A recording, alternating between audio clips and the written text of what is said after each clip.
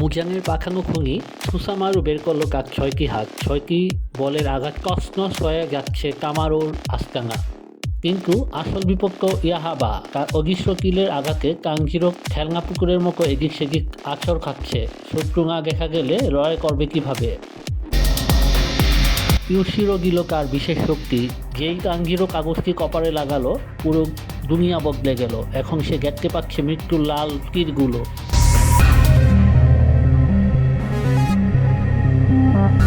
এবার শুরু আসল খেলা। তীরের ফ্লো ব্যবহার করে তানজিরো এগিয়ে যাচ্ছে, আর ওদিকে নেজুকো সে একাই সামলাচ্ছে ছহাকের রাক্ষসীকে।